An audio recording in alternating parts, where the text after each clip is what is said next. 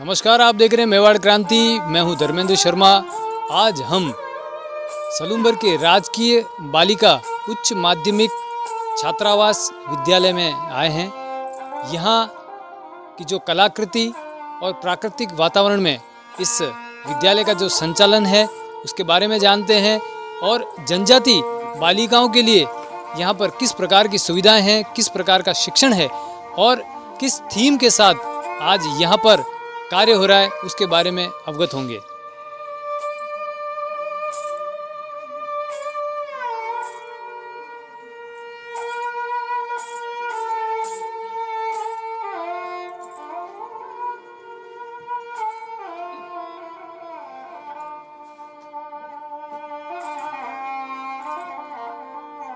प्रकृति की गोद में बना ये आवासीय छात्रावास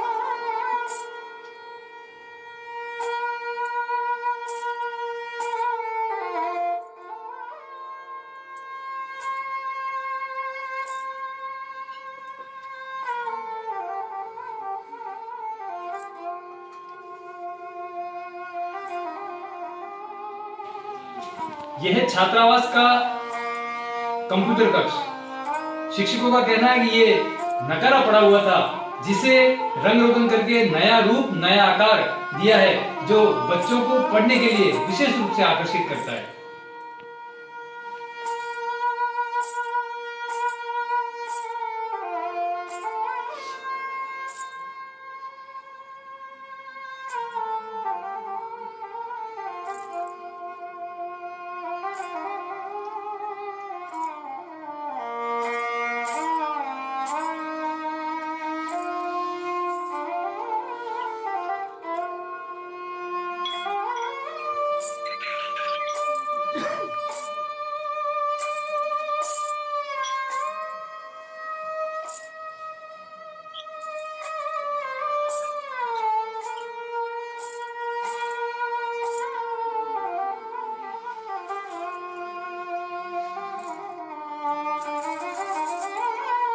हमारे साथ हैं इस छात्रावास की अधीक्षिका गीता जी।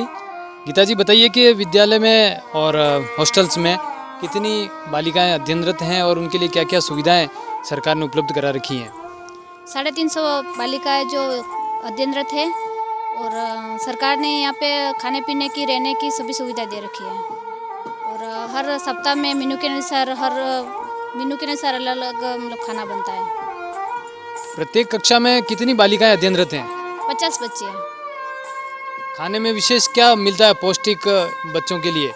पौष्टिक खाना है जो सुबह में तो दाल है, शाम को हरी सब्जी है और हर सप्ताह में हर संडे को उनको विशेष भोजन देते हैं। फर्स्ट संडे को देते हैं खीर पूड़ी, सेकंड संडे को है सूजी का हलवा और पूड़ी और चौथे को है लपसी और पूड़ी और चौथा संडे जो है उसमें है बेसन चक्की और पूड़ी। ये थी हॉस्टल वार्डन अधीक्षिका गीता जी, जिन्होंने खाने के मेनू और व्यवस्थाओं के बारे में अवगत कराया।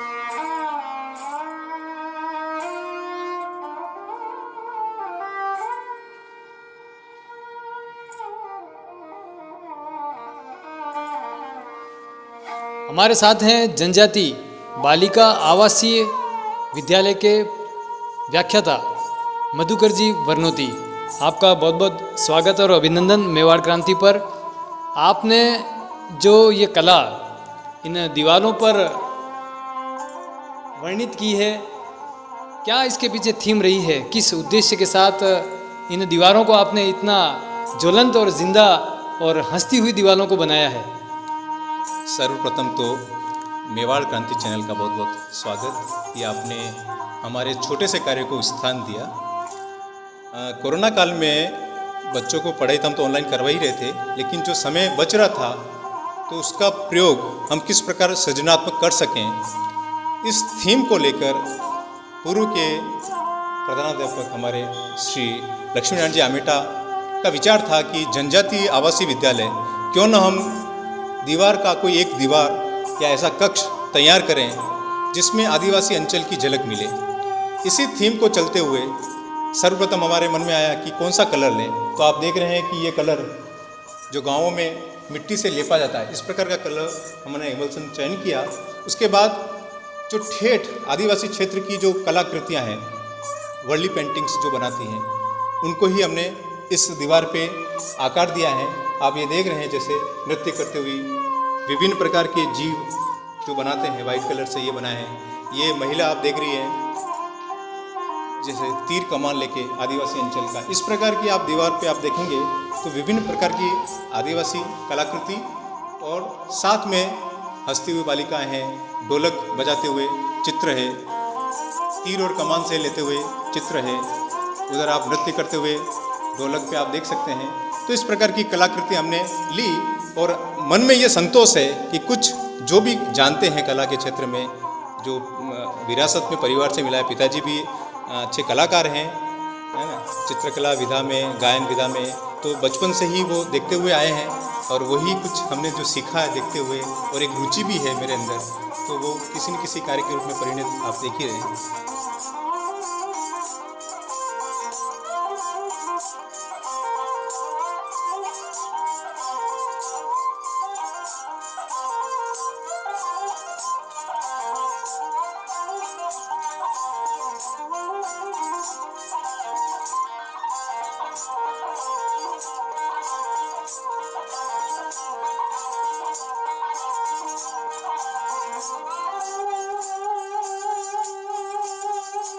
विश्व आदिवासी दिवस पर आपको राज्य स्तरीय सम्मान मिला है, तो किस विषय पर और क्या क्या उपलब्धियां थी जिस पर ये पुरस्कार आपको प्रदान किया गया है?